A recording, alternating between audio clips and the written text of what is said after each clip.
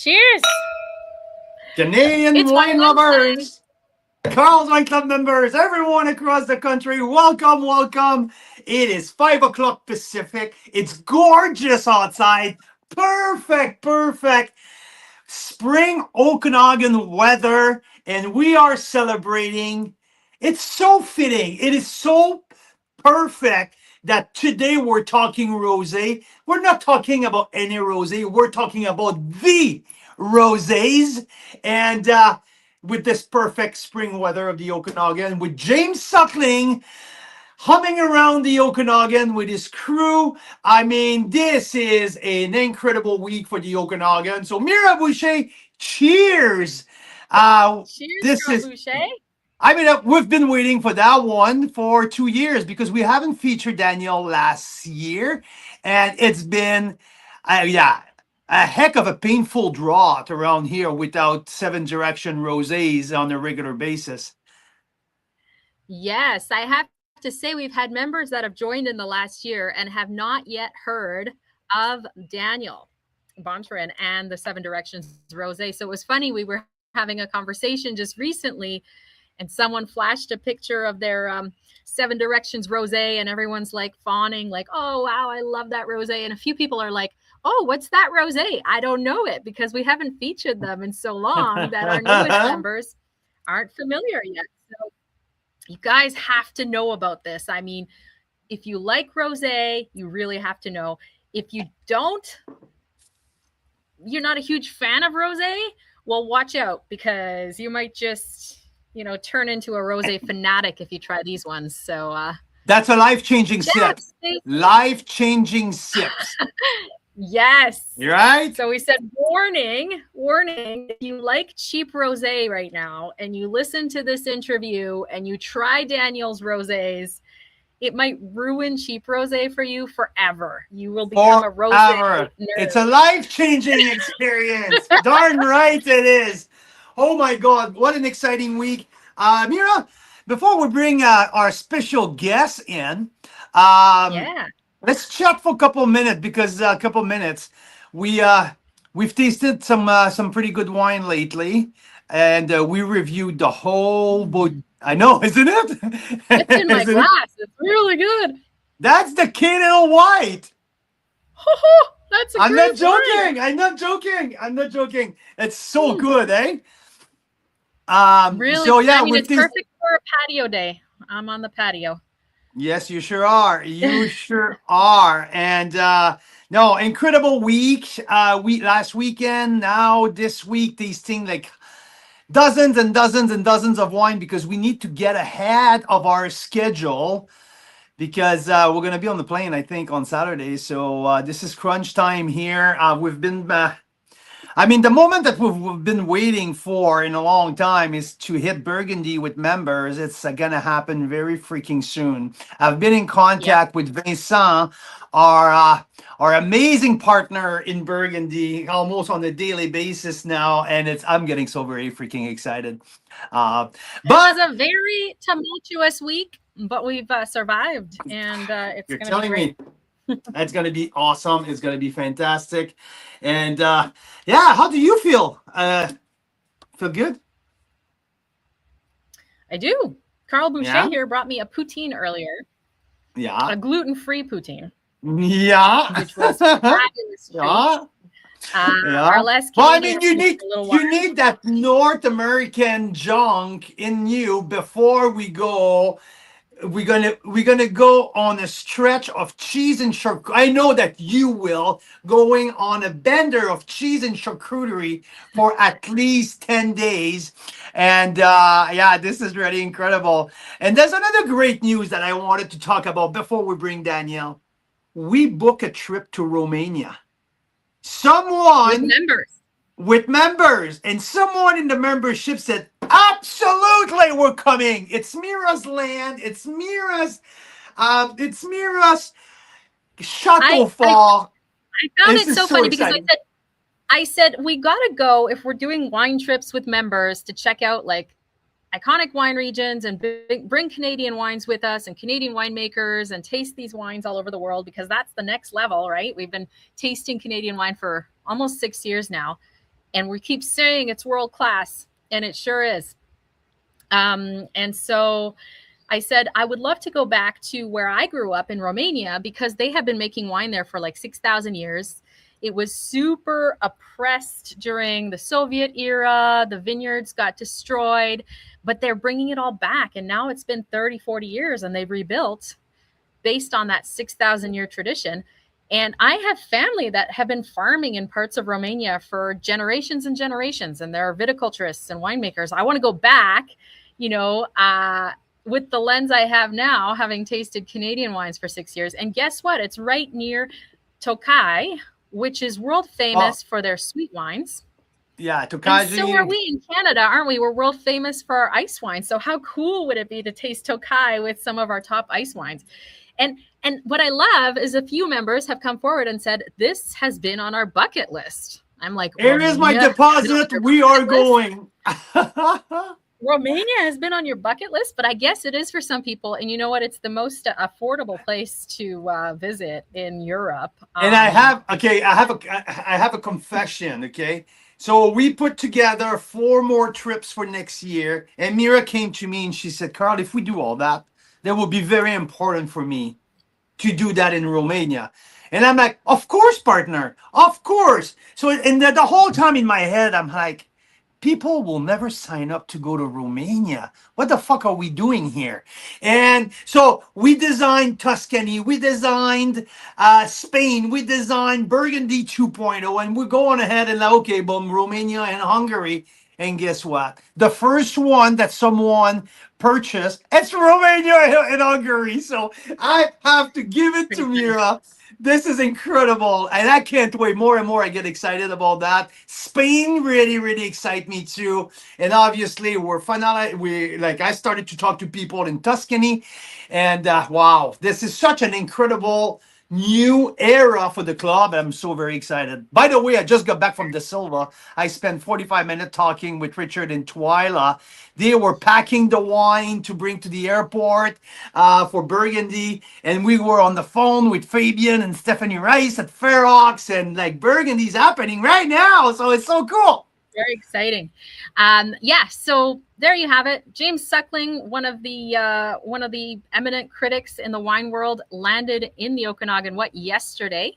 Yeah. So that was exciting for us. And so we immediately sent him a list of our favorite wineries. We said, if you're not stopping at these places, I don't know what you're doing here. So hopefully he reports back to the rest of the world of the amazing stuff we're up to in the Okanagan. Well, I mean, maybe we can put in context first how we knew before he comes in. It's because I made a new friend. I made a new friend. Hey, my new friend, it's Donald Patz. So I don't know if you know about the California wine, Sonoma, especially Sonoma Coast, Russian River Valley, where Pinot Noir and Chardonnay are king in California. Patz and Hall was an iconic producer in the 90s, early 2000s, single vineyard Pinot Noir and Chardonnay, world class. Anyway, long story short, Donald Patz was the wine man of the year for Wine Spectator for many times, front page Wine Spectator, one of a legend in California. And he got a hold of me, connected with me, asking, because he was born in Canada, okay? And his dad is Canadian, and he's sick and tired of the politics in the US, and he wants to build connection with Canadian. And he's planning a trip to Penticton, and apparently I'm his new Canadian cousin here, and so anyway, Donald Patsy, Carl, do you know that? Country up here. We all know each other, so if you know Carl, you know other people, it's all good. You're going to be in good hands. So yes, what do we have today, Carl Boucher? One of the most exciting... enough rambling. Especially if you are a rosé lover. Why, Carl? And we got a special guest in the green room. We're going to yes, absolutely. Sorry, I've been just okay. Hey, why it's special today? Because we, as a club, been featuring Tractor. First and foremost, Bottega Wine Studio was our very, very, very first feature in Carl's Wine Club when we started. I don't know what happened, like a decade ago. So anyway, when we started, Bottega was our very, very first feature. We've been connected with Daniel and Christine for a long time. Every year, Seven Direction, especially Tractor and Vines, is our top by a wide margin, our top rosés, rated rosés every single year. So there's an excitement for Tractor and Vine Rosé. We got the bad 2024 vintage. We killed a bunch of things.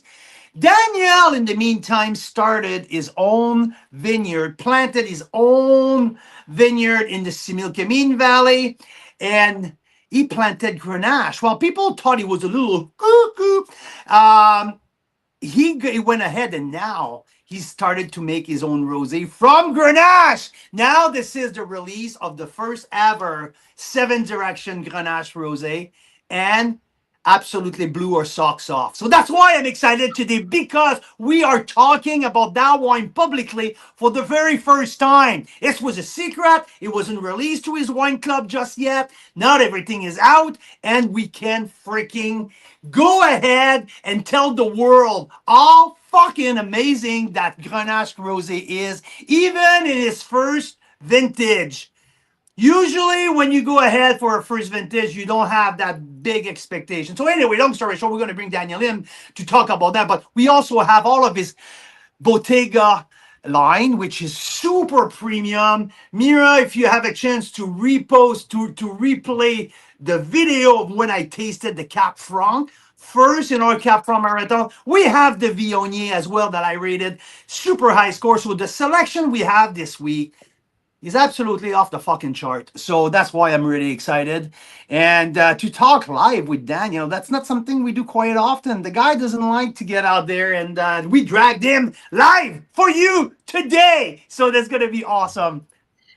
Yes. So stay till after the interview. We'll play that little clip of Carl's unplugged reaction when he first tasted that Cab Franc live during the Cab Franc Marathon. But in the meantime, let's get into this. It's going to be so much fun. Every time we chat with Daniel Bontorin, I learn something new about rosé, and I can never get enough. So Daniel, thanks for joining us. How are you? Hey everyone. How you doing? Happy to be here. Excited. Daniel, I think Mira decided to stay back, so it's going to be just you and me, my friend, shooting shit, talking rosé, talking Bottega Wine Studio, and talking also K Little Vintners. So Daniel, welcome. I'm glad that you have you here. What a great day. It started pretty cold. It started pretty cold this morning, but what a beautiful spring afternoon in the Okanagan, eh? Oh, it's beautiful. It's we're pushing 30 and a half right now out there. So yeah, it's pretty warm. Yeah. Pretty warm, pretty cool. We had some good rains last week, and now with the heat, everything's going to start growing really good, and doing all the things about the vineyard, tucking and shoot thinning still, and mowing and weed whacking and the whole thing.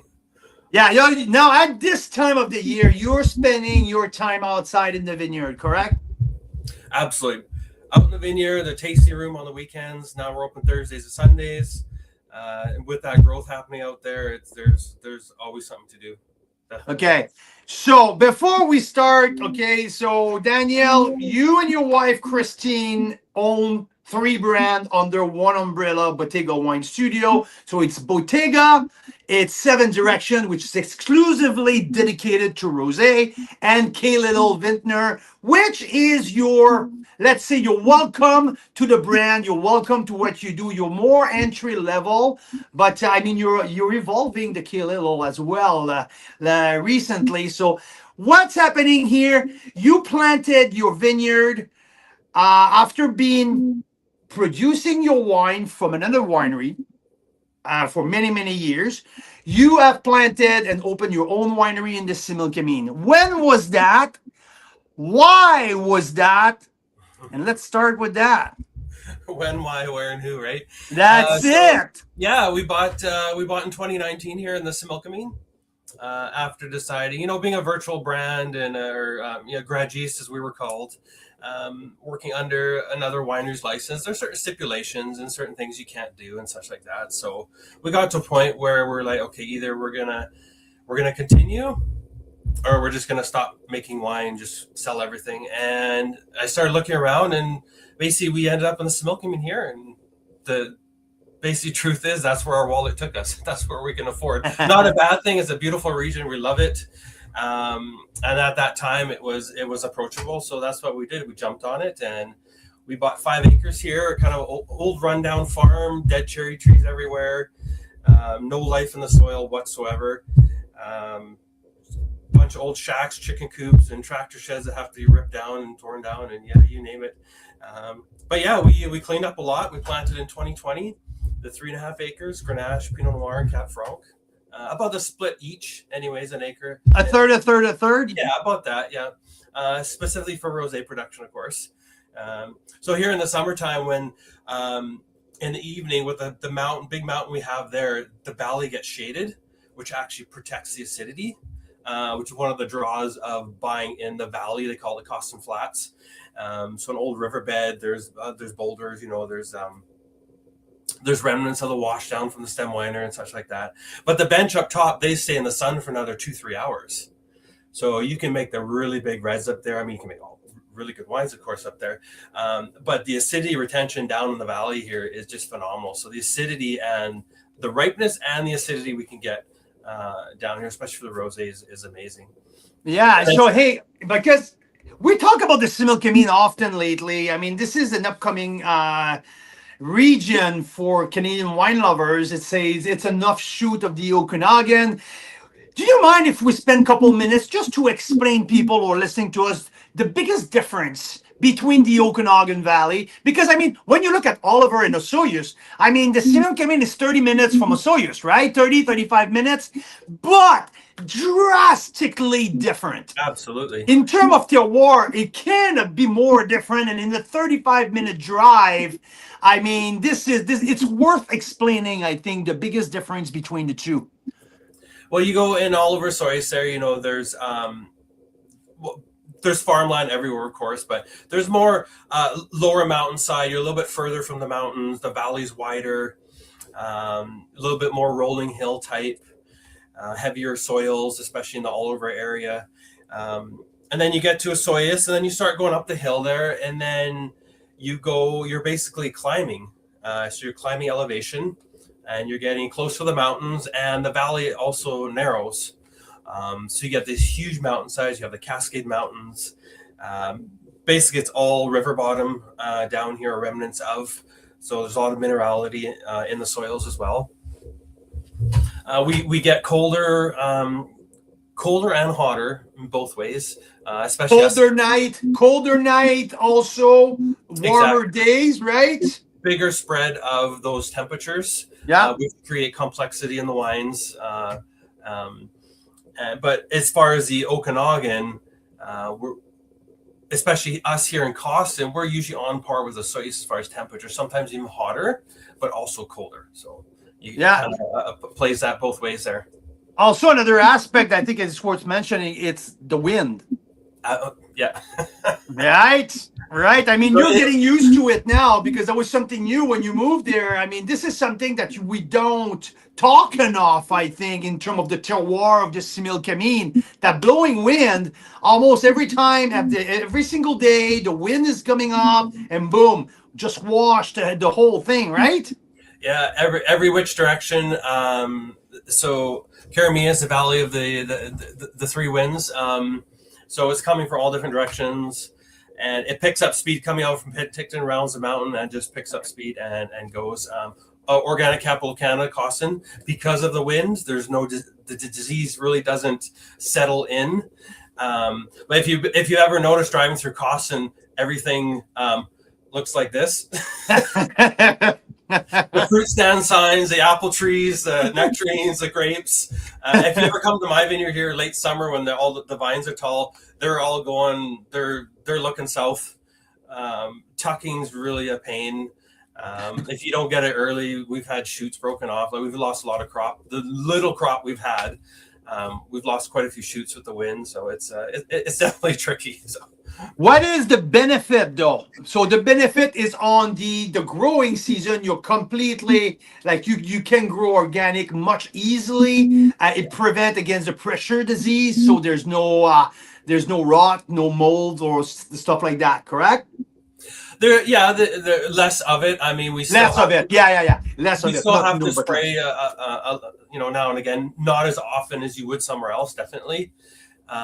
I do stretch my windows, spray windows longer periods, so less sprays, even though the organic sprays, of course, we still have to spray something, especially for mildew. But it also the wind gives. I get wind doesn't have a flavor, obviously, but it does something to the fruit. It gives it, I don't know, like I don't want to say wind burn, but it does something to the fruit. What I call it's rugged. That's Yes. to me, it's a little bit the way that I explain it. It's more rugged. The tannins are a little dustier. That's how I I kind of explain it. But yeah, I know it's really hard to put words to it. But it's a little bit more, rugged. That's the way that I found it. But then also it thickens the skin of the grape, right? With Yes. when the wind is beating up the Yeah. grape over and over again, so you get a thicker skin. But So you know more than I do. I've only been here for a few years. There you go. Well, enough about the general Similkameen and the Okanagan. Let's talk about the Solemn Rosa vineyard, because I mean, there's not a ton of grape grower who grow Grenache in the South Okanagan or the Similkameen.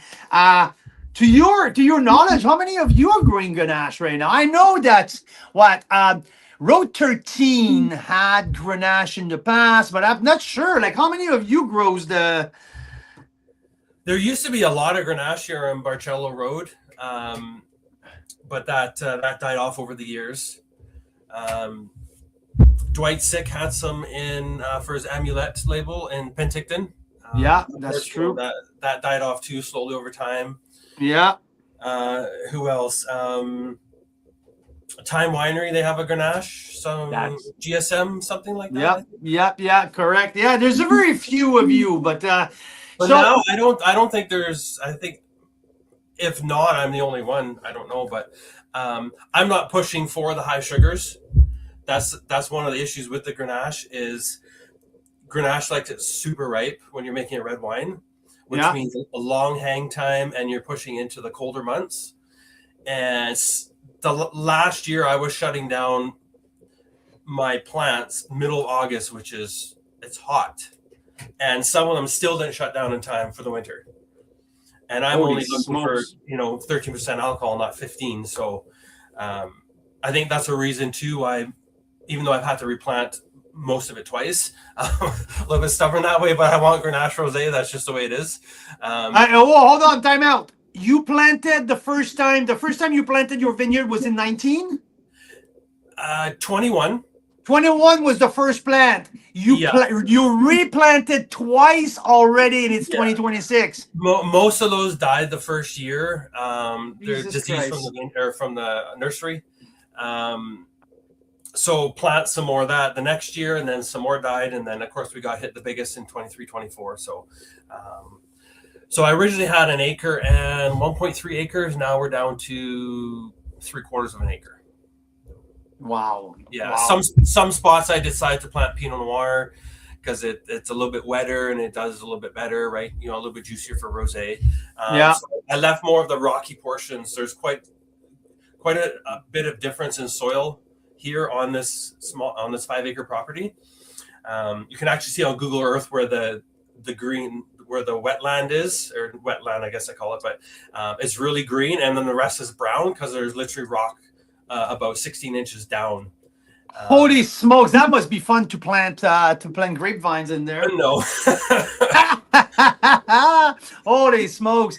So have you seen, I don't know if you've seen that on Instagram, there's that weightlifting guy that has the broom that weighs like 36 kilos. Yeah. Okay, that's the bar that my dad made me, something like that heavy with a point at the end that we would shove into the rocks and try to make a hole to plant. So that's crazy. funny, yeah. That's absolutely nuts. So let's get back to your background a little bit, because I mean, you've been known for years. The first rosé you've ever made was at Le Vieux Pain, back in what was the first vintage? 09? 05. 05 Le Vieux Pain, Vila, right? Vila Le Vieux Pain. That's how you started. When did you realize that rosé was your passion and that's what you wanted to do the most? Not too far after that. So we were making single vineyard wines back in Le Vieux Pain back in those days there. Actually, my second rosé, and it was from Kalala Vineyard, so Carnell's Vineyard in Kelowna. And I ended up getting 97 points international on my second rosé. And so that was kind of the aha moment of, you know, this is probably, well, obviously I've only been making wine for 2 years, right? At that point in time. So that was pretty awesome. And yeah, I just the style that I did really well with over the years, and I'm pushing close to 90 rosés now. Since 90 rosés. There, we're gonna have to update our email, because we mentioned over 60. So now, okay, and that's what I was thinking. I'm pretty sure he's closer to 100. And yeah, so 90. But that's funny, because you were at Le Vieux Pain, so it's in Oliver, and you were making rosés from fruit from West Kelowna. Right, yeah, until well, the winery and vineyard was new, so first crop was what would that have been, 08 maybe, 09, yeah, I think. So we were purchasing grapes all the time there, but that's even cool. Even now I find that I don't just go, oh, I need more Pinot Noir or I need more Cabernet Franc for rosé. I find the appropriate location, terroir, soil type. Yeah. So anything, even now, Khalid is making some really nice Pinot Noir. Of course, Summerland, Tractor and Vines, and up where it's a little bit cooler climate, fresher city. Our Cabernet Franc Rosé, even though it's South Okanagan, it's Fruitvale Ridge Vineyard. So like here, there's a huge mountain right off to in front of the vineyard, and it gets the shade at night in the afternoon. So you don't have the scorching sun of the 4 o'clock, 5 o'clock, 6 o'clock, where everything sits and burn, right? Yeah, exactly. And then my Bottega Cab Franc was right in the Soyuz, no shade whatsoever.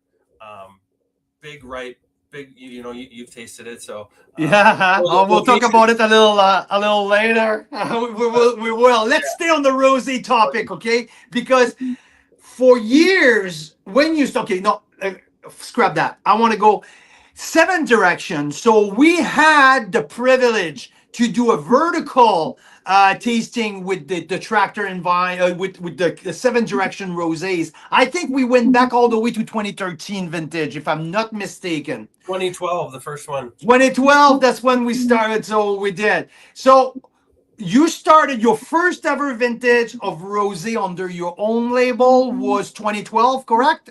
Correct. Yeah. Okay. Yeah, those first 4 or 5 vintages, I started making rosé when back in those days, 20 years ago. It was fashionable to be in the Saignée style. So drawing off of red wine fermentation, and that's how that rosé came about. Vila was 05 was a brutal vintage. You know, Le Vieux Pain at that time was a Pinot Noir house. That's so funny. Yeah, I didn't know that. I didn't know that. Yeah. And they're actually those Pinot Noirs, if you can find them, those, you know, 05. I mean, all their wines are great, but I had an 06 recently that I made. Périgier, I think it was one of the names. They were named for each. I mean, it still had years, like probably a decade or more to go. Just phenomenal wines. That is mind-boggling. But basically, that vintage was so wet, nothing but rain. You know, 3rd week of October when the Pinot Noir is perfectly ripe, and then it starts to rain, and it rained. So the manager is that time. He's, of course, this being my first time ever making wine, asked me if I knew about this Saignée, and of course not, because. So yeah, he said you bleed a percentage off. So we bled 15% of the juice volume, And what that does is, and that's how Saignée came about, was on those high crop, bad vintages. Just to concentrate, to concentrate the main juice, right? It concentrates the tannins, the colors in the vat of your red. Yeah. But also the Pinot Noir ends up being ripe, a little bit sweeter, because you're picking for red wine. Even Pinot Noir, you want the 23.5, 24 sugar, so you're already pushing that limit of Rosé. It just turned out beautiful Rosé. So when I started in 2012, as 120 cases, I think it was, I wanted to make a step up. So those 4 or 5 vintages were I used 500 liter brand new French oak barrels. Every vintage you had a brand new one. You're purchasing a new foudre every single time. Yeah, exactly. Yeah, and then I would sell it off to another winery. You know, because basically it's fermented and in there for 1 to 3 months. Yeah, yeah, and they're all temperature controlled. I have a cooling snake. It's this bendable stainless thing where the glycol flows through. You shove it in the bung hole, and then I control the temperature there as well, so I don't just let them go wild. So 12, 13, 14, 15, and 16, these were the first era of Seven Direction, all fermented in brand new 500 liter, but the source of the grapes were always coming from West Kelowna. Kalala Vineyard was your first source. There you go, Mira, you're a genius. There you go. So you can see here the evolution of the color of these wines, which is absolutely fascinating. So you go from Kalala in West Kelowna. After that, you move to Cannon View Vineyard in Summerland, correct? Just for 1 year. That was some other venture that didn't happen. But the first year I try a new vineyard, I don't use oak. Okay. So Cannon View has no oak, and that wine after the darkest red one on the left, that's the first year of Tractor and Vines that has no oak, and that was we didn't lease that property yet, so that was a really high crop vintage. But and then I went to neutral barrels after that. Okay, it was more delicate than Kalala, so it wouldn't be able to take new oak. But it did really well in neutral barrels. So, yeah. And, of course, by that time, it was more Provence-like, lighter rosés, so less skin contact. The earlier vintages were almost up to 24 hours on the skins sometimes. So now I'm doing that's why, just to bring that knowledge to the people, that's why they're much darker, because of the time of when the juice is sitting on the skins, right? Yeah, exactly, yeah. They weren't sweet. But the barrel added sweetness, so it's a different sweetness. Remember all those caramel notes we were getting? Yeah, exactly, right? Yeah, that was from the barrel itself. So yeah. So over the years, when did you started to taste these iconic wine from Provence to educate yourself? Was it something that you were doing on the side, or that was purely your gut feeling you wanted to go for that style? How did that evolve over the years? Yeah, I really didn't taste too many wines from from Provence. I did have an inspiration though. So Chateau des Clans, that was making Whispering Angel, Garouche, one of the highest scoring rosés of all times. And I saw a picture, and they were fermenting all their barrels all their rosé in 600 liter brand new French oak. And it looked like something out of Terminator, where all these things were hanging from the ceiling, and they were all glycol lines that they would pop into each barrel. And there was a whole cellar full, and that was one of, well, besides, of course, for the winemaking side of it, the inspiration for the labels, of course, was Christine and I and our blended family of 5 kids. And the lavender is a flower of Provence, so that was kind of the inspiration for that. But the started being in oak barrels. I knew right out the gate that's what I wanted to do in those early vintages, was use brand new French oak. And then, of course, Tractor and Vines came along. It was a little more delicate, more acidity. I guess the clone was a little bit lighter, so the new oak just would have been too much for it, basically. But yeah, just a couple hours on the skin as well. Yeah. On hot vintages, 2020, 19. There's a couple of the little darker ones there on those light ones. Those are the hotter vintages. So in hot vintages, I whole bunch press because I don't want. There's enough color in the skins already, especially in the hot vintages, because you get more heat units, more light coming in, more sunlight, of course. So yeah. Let's talk about Tractor and Vines, because Tractor and Vines was a integral part of your portfolio for years until the frost, and I think that's what really took your obsession for precision, obsession for details, having that little plot of land. You really took these fruits to an incredible level. So what made Tractor and Vine, that little plot of land in Summerland, I mean, it's a stone throw from my house. Why this little vineyard was so special? We were looking. We're still a very small lot. I mean, we're the Cab Franc Rosé. We're in a couple hundred cases. Tractor and Vines, we're only producing, 200-ish, maybe less, depending on the vintage, because it was just 1 acre of land. But I wanted something small that I can farm myself and be in 100% control of. And really that's majority of the time, that's the only way you can really make these world-class top wines, is being in control yourself. Growers are great. We get really good fruit from the growers, but to get to the next extra level, you really have to do those extra things, right, out in the vineyard. Even so, removing suckers or the laterals, right, those have to come off because those promote greenness in the fruit. We're basically waiting till the 3rd week of August, when the heat spike is gone, to remove any of the leaves. Protect, as a canopy, to protect the grapes for burning, right? We want less color as well and more flavor. So if your canes are all intercrossed like this, you're going to get bunch rot, you're going to get mildew. And you have to take the leaves off to get airflow. So if you reduce the yield and have better spacing on your vines, you can leave the leaves on longer. That's it. Yeah. There was a couple years where the heat came back and we got burnt a little bit, but that's kind of the way it is sometimes. But hey, that's a coin of a flip of a coin. I mean, you take some risks. Sometimes you win, sometimes you lose. Now, okay, so let's get back to what we have here. Okay, I would like to talk about your new release. Now, Tractor and Vines is no longer part of your portfolio. You're focusing on the Solemn Rosa vineyard, which is your own vineyard, your own property. This is the first of the Grenache. You have also the Pinot Noir Rosé, which is part of your vineyard, and the other part from the Similkameen, correct? Correct. So the Pinot Noir Rosé, 100% Similkameen Pinot Noir, right?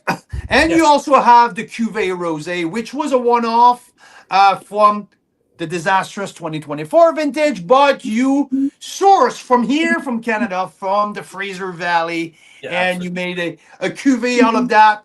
And I mean, that's just such a brilliant thought process and all that. So 3 rosés. Let's start to talk about the rosé one by one quickly. We'll talk about the K Little, and I want to finish with the big boys, okay? So let's start. I mean, we have to start with the Grenache rosé. Sorry, I can't wait any longer.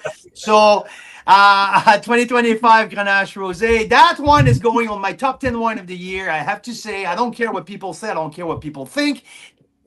This is incredible, 94 points. And one thing that I have to mention, I was so excited to try that wine. We cracked it open, Mira and I, we tasted it. Obviously, we were over the moon, cheering, saying, okay, Daniel is back. This is incredible. We've been waiting for so long. We left the bottle open for 10 days. 10 days. That's we got amazing. 10 days. We had to go to Edmonton for a hockey training. We weren't coming back 10 days later. And I have to say, I mean, there's nothing left. This thing is like completely dead. But there was like half of the bottle, so a lot of air space 10 days when we came back in, the wine had not flinched at that point. 10 days open, half bottle, all of that airspace, not a hint of oxidation. And that wine was better than when we opened it. Yeah, absolutely. I mean, it's So, it's very young. I even noticed that it wasn't showing. Certain days it would show, and other days would be very subdued. So definitely needs that decant. Even the Pinot Noir Rosé would definitely needs aeration. The Viognier you showed us with the decant, night and day within minutes. yeah, absolutely. But that just shows you how long the wine's going to last. Oh, I mean, we know you and me and the 12 people who were at our house when we did that vertical tasting, that 2012, 2013 are still drinking fantastically. And we did that in 24. So, I mean, but for people who don't know, these wines can age for decades. And that's not usually the intent for a regular producer when they produce rosé, but you make rosé with purpose. Absolutely. And specifically for these rosé to age. Now you also have 100% oak ferment for that rosé, correct? Absolutely. Not necessarily my intention, but we made a lot of wine this year, more than basically everything was full that we had, tanks and bins and such like that. And I had some other fruit coming in that I needed a specific tank for. And I had all these empty barrels, and I basically said, screw it. All my rosé went into barrel, the Pinot Noir, the Grenache. And yeah, so it finished fermenting in barrel, and the Pinot Noir Rosé has 30% neutral barrels, but the Grenache ended up with 100%. So basically, it's just 2 barrels, but still. Yeah, exactly. Because now we're talking about like what you're at like 160 cases, 60 cases of the Grenache Rosé. Yeah. So basically, we got a ton of fruit off 0.8 acres. So that works out to, what is that, 1.2 tons an acre. So, it says some of the greatest wines, not, comparing to the greatest wines in the world, but most of the greatest wines in the world are made on the third leaf, which is the first crop, because the yields are so low, not by purpose, but just the plant, that's what it can give. Yeah. So there's a lesson there to be learned as you move forward, about the quality that it has. You can't just keep pumping on the fruit as you go. You have to maintain the low yields to get that concentration. That concentration. Wow. Now this is an absolute beauty. I mean, now we're talking about like above $40, $42 rosé, but it's a collectible rosé. That's a rosé that you can put in the cellar for half a decade and surprise yourself here and there. But I have to say, right now, this is pretty darn freaking enjoyable. I mean, this is an absolute delight. This is, one of the greatest things of the Okanagan and the Similkameen I've ever produced. This is top 10 wine of the year, no doubt about that. And well done. And I can't wait to build a little bit of that vertical here to see how that's going to evolve over the year, right? And the vintage typicity and all that. I'm really excited for that. That will be awesome. So that the Pinot Noir Rosé, let's talk about it. So you have the Solom Rosa fruit. So we're down from 94 to 93 points. Just saying, typical, because exactly, right? When I taste your rosé, to me, first thing come to mind, it's Pinot Noir Rosé.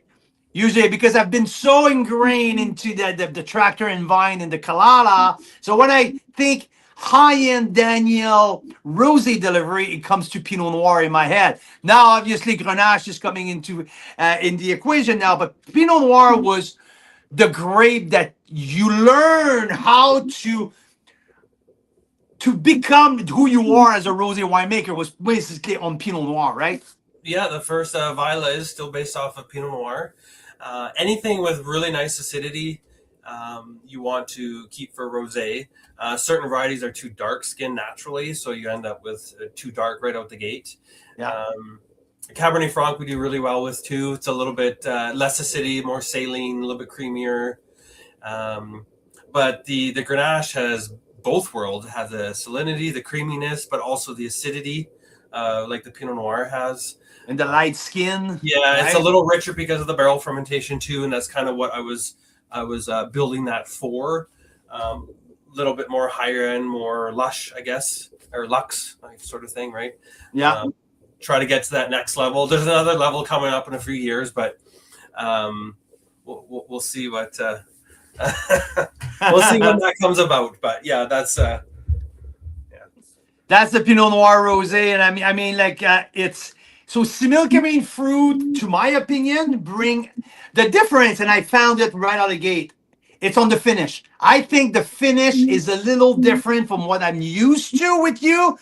Obviously, the terroir is completely different. So we're moving from Summerland fruit all the way down to the Similkameen. So, I mean, am I out for lunch to think that the finish, especially the back end of Pinot Noir Rosé, is a little bit different than what we're used to? Oh, absolutely. There's more of a stony, like a wet. Yeah, chalky, stony. Yeah, it's not gritty, but it's I don't know if you ever rock, but yeah. It has that texture to it. Yeah, stony. Yeah, no, the minerality is just I mean, for being such a young vineyard in the first crop, I mean the roots aren't that deep, but it's pretty much, if it's not sitting in parts of soil, it's basically in rock. Yeah. So it has. There you go. Hey, okay. So I had something in my glass. I knew that Mira really enjoyed that K Little White. I never thought that Gewürztraminer can match so well with Chardonnay. I didn't know either. I mean, this is pretty darn cool. Usually, when we get a large proportion of Gewürz in a blend, I feel like often it takes over. That's the only thing I can smell. It comes out on the front palate right away. The attack, but with this guy, the Gewürz doesn't overpower the blend. That's why I'm liking it so much. So tell us a little bit more about that wine. Well, the original K Littles were all based off of Gewürztraminer. I made Gewürztraminer for a lot of Gewürztraminer volcanic hills for 13 years. Anywhere from bone dry to ice wine. So that little bit of a lusher style of Gewürz I really like. So that's the grapes we could get, and it was able to keep the price point low because Gewürz is easy to grow and it's not not hugely expensive. But I wanted to switch it up because Gewürz sometimes has a bad rap, so we had a bunch of Chardonnay, and the only Gewürz we got was at 33%, which wasn't a lot. It was a few 400 or 500 liters maybe from the Similkameen here. That's all that it produced. But we had a good amount of Chardonnay. So I came up with a blend, put it together, and it just so happened that I needed more Chardonnay. Because when you're working with blends, you're using a little 100 mils, but when you use a larger vat, it always comes out different. So you're always adding either more or a little bit less. So I just kept adding Chardonnay until I liked the palate, and that's the blend that we came up with. So that's fantastic. Any oak usage in there, or it's like 100%? To my opinion, it's 100% stainless steel, but I don't know if you have a little bit of a neutral barrel somewhere. No, 100% stainless steel. The Chardonnay is out of Oliver, self-fruited Chardonnay, low crop for 25 actually. I think it was 3.5 tons an acre. So, and that's just what the fruit produced. It wasn't like they cropped it low. Yeah, that's the natural balance of the vineyard. Yeah, exactly. So you have that little bit of weight to it as well. And the Gewürz from Similkameen here, really bright, really nice, actually really good acidity. Yeah, no, it's a nice summer wine. I mean, it's a year-round wine. Don't get me wrong, but I mean, for the blend, I like a crisp, round, but like it's lively. There's a lot of energy in that wine. I really, really like that. It's nothing heavy, not overpowering. So balance probably being the one. If I have one word to choose for that wine, it would be balance. So. Yeah, well done on that. That's the K Little White. K Little Red, now you went from the usual K Little Red, which was a blend of usually Merlot Cap Franc, but now you just released your first K Little Cap Franc. Right, the 2022. So the plan wasn't to have a varietal for K Little. K Little was basically built for an offset from Bottega label. Nice, yeah. Thank you. I mean, for an entry level, 92 point is pretty darn good. I freaking love it. Yeah. So K Little we built off of Bottega. Bottega's reserved for best of the best, ultra premium, really low yields vines we can find, very special vintages. I don't make it every year. First wines we've had for Bottega since 17. But the Cab Franc for K Little, there were some barrels that stood out. We had a good amount of my red blend, which it's a good match for the white for restaurants. They like it. But I also had 23 Bottega Cab Franc in barrel at the same time. So I have the K Little, which was good, and I have the Bottega Cab Franc, which was up here. So I said, well, I'm not going to come out with this for Bottega and then come out with this. So I decided to put it in the K Little label and start Bottega with 23 Cab Franc. So. Yeah, that's like that Cab Franc, but the K Little Cab Franc is just so approachable. It's more traditional. It's got that little bit of freshness. That's exactly it. There's no greenness. There's no parazines. No, but it's lifted. It's lifted, right? I mean, when you get to this is bang. It's a fucking punch. It's powerful. It's everything you expect from a South Okanagan or like Similkameen power wine. The K Little have freshness. It's a wine who dances. This with the barbecue and it's so approachable, but very Cab Franc, ripe Cab Franc. I just like the balance between acid and fruit ripeness.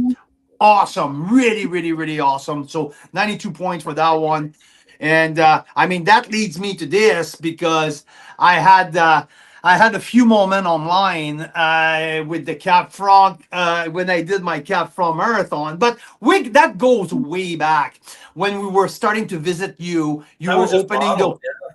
Yeah, well, when I tasted it in bottle, but absolutely. I tasted it multiple times in barrel. Right, every time I was going to visit you, you were revisiting, and I remember how the tannin was just freaking getting your mouth.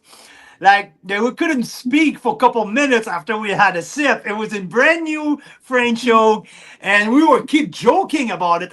One day this wine will be freaking awesome, and you can tell early on when the wine's going to be special. Absolutely. Exactly right, and what we're talking here, 1,700 bottles. So 140 cases, something like that. 140. That's a lot for Bottega. Usually we're 2-3 barrels, but the vintage was spectacular. So what are you going to do, right? Exactly. 23 outstanding vintage for Cab Franc. So tell me where the fruits are coming from. The fruit is between Anasoyas, anyways, close to the border. So very hot. It's a small acre and a quarter parcel. I helped the old guy plant it, Frank. He's 86. He wanted to plant a vineyard on his little property there, so we did. I planted a quarter-acre Merlot and then the rest Cabernet Franc. So the 2023 Bottega Merlot is from the same vineyard, but we only had enough to fill a barrel. So it originally wasn't intended for Bottega because it was just a barrel. And I'm like, it's good, but it's, it didn't have the structure and everything. So every month the volume in the barrel gets lost, Angel's share, evaporates water and gets more concentrated. And I had no wine to top it with. So I used the brand new French oak barrel from the Cabernet Franc because it's the same vineyard. It's a perfect match to top that Merlot.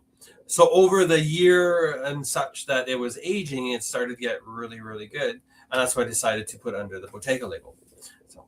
Yeah, and so that Cab Franc, I seen it a couple years, when it was aging in barrel, you bottled it, and before it was released, I was doing my Cab Franc marathon, and I said, Daniel, I remember what I was taking in barrel. I don't care where is it, if you can give me just a little splash of the barrel. You said, no, it's just been bottled, but you can't taste that right now. It's not ready to taste. And my answer was, I don't give a flying fuck. I need a bottle of that. We need to open it live. I want to see where it's at. And we had I think it was 75 something. Yeah, there's a lot. Yeah. Cap Franc opened that day, and this one was the highest rated. Like, I mean, that was number 2 because we had one. It was a 2018, but both were rated 94 points. And I think Mira might play the live moment when I tasted it. And I mean, this is $64. I tasted wine at that caliber that winery will sell for 120. Some will say sell that to $150. That $4 that you're selling it for, it's a steal of a deal for the quality of that wine. And this is just getting started. This will age for 25 years, no problem. And wow, what a treat. So Cap Franc Bottega, 94 points. You guys have to get your hand on that because this is absolutely outstanding. I have to go back and white because I had another moment when I tasted that Viognier, and I called you. I think you were coming back from a sales run trying to sell that to restaurant, and a couple of Psalms on the restaurant scene had some pretty nice word for that Viognier. So tell me a little bit. Oh, well, I was tasting with a restaurant guy there, very well-known restaurant, and we've been working together for a number of years. He really enjoys my wines. And first smell, didn't even taste it.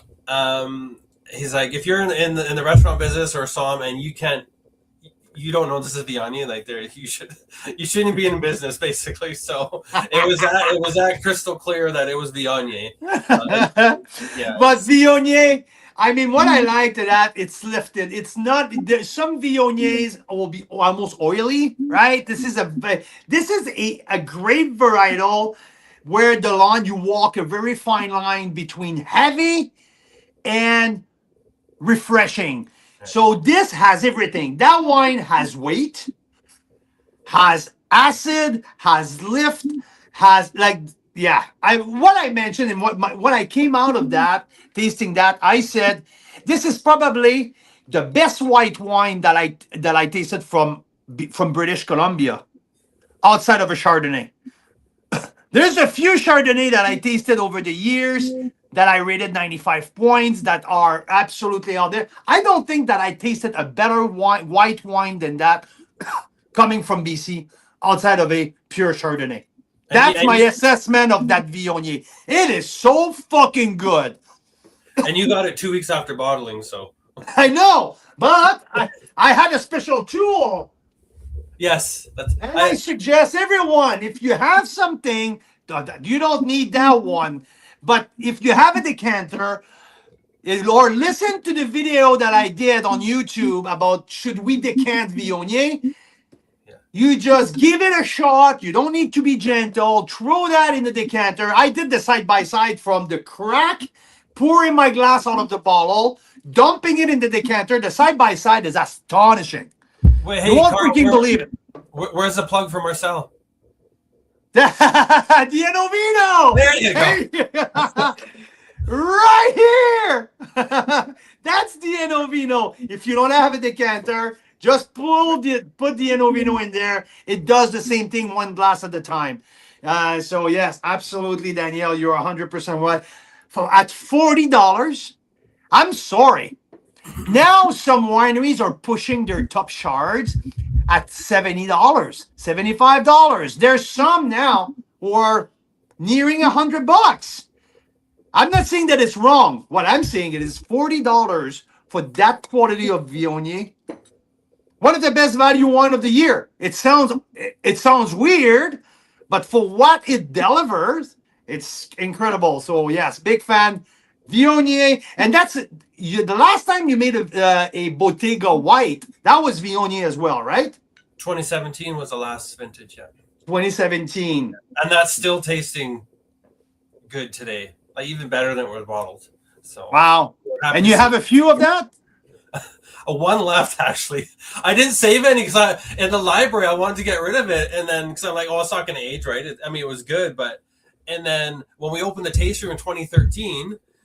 We need a white to pour. We had, I don't know, like 15 cases left of it. And like a 17, so I want to get rid of it. So we put like a ridiculously cheap price on, and we sold it pretty quick. And I was like, well, this is amazing. I didn't save any for the library, so that's what happens. There you go. And there's also now Bottega Pinot Noir. Yes. So I mean, this is very young, very young, yeah. But that's not the point. The point is, it's hard to find a wine rarer than that. Like, I mean, this is a wine that if you can get your hand on a bottle or two or a 6-pack of that, you have to do it now. This is a 2024 Okanagan wine. I don't know if I need to rehash what happened in 24. There's no wine from the Okanagan or the Similkameen in the 24. A few barrel here and there. Tightrope. We got our hand on a few bottles of Tightrope Riesling. They were in a small pocket on the Naramata bench. They were able to make 1 barrel of Riesling. A few wineries by miracle got a little something, but 97% of the crop was decimated, right? You were able, and this is Tractor and Vine. We've talked about Tractor and Vine multiple times already since the beginning of the show, which made your iconic rosé. You have never made a red from Tractor and Vines, right? That's the only time it ever happened. Now you have 100% red Pinot Noir from Tractor and Vines from 2024. Yeah, a barrel and a half. That's all we got. So we got half a ton off that acre. Normally we get 4. Half a ton. You said not a ton and a half. Half a ton. Yeah. So everything was growing nice. You know, we pruned it accordingly. We left extra. We left 5 buds instead of 2 on every spur, and sometimes it was a 5th bud that took with nothing on the bottom. So but not everything had a cluster. There was a cluster here and there. We farmed it. I mean, just like you would if you had fruit, a normal crop. So it's a very, very expensive year, but it was a full canopy. It was beautiful. Had everything going for it, but yeah, it's a small, tiny crop. While everything died, some plant died. Most of the plant got damaged. Why Tractor and Vines had a little bit of survival and some fruits and proper grape growing in 24 in one of the most decimating frosts in history. Why that plot of land? Because it was so close from the lake? The lake effect, yeah. The lake effect. Heat coming off the lake at night. It's literally, I don't know, maybe 200 yards, I would say, from the lake. So that's basically the factor. Sure, there's houses around which also create, just like Frank's place. It's all house, it's all pavement, it's all, the heat units are there. Yeah. You can't get away from it. Little bit further apart in Tractor and Vines, but the housing around the area definitely helped as well. Yeah. So yeah, the couple degrees made a big difference. And no vines died at all. They all came back strong, but yeah. So let's talk about numbers. 485 bottles. Barrel and a half. We're talking, what is this, 25 cases? 34 cases, something like that. 34 cases. I mean, wow. So there's some available. I give it a 93 points. I mean, this wine is so well structured. This is a Pinot on dark fruit, some earthiness. The structure is just like straight as an arrow. The texture is beautiful. What did you do with oak in terms of oak aging or ferment? So I use a neutral barrel. To ferment? No. So basically what I destemmed, taking the fruit off the stems, kept the berries as whole as possible. It was basically in a small bin. So I did a bin ferment, punch down normal, try to get as much color as possible, but very gentle at the same time. Very cool ferment. Because I picked it, it's, I don't know, I forget what the alcohol is, but it's 13. You're at 13 here, yeah. 13 on the label, so. Yeah. So a little bit riper. So we did a cooler ferment. And really long extended maceration. So after fermentation, leaving it on the skins and the juice for as long as possible.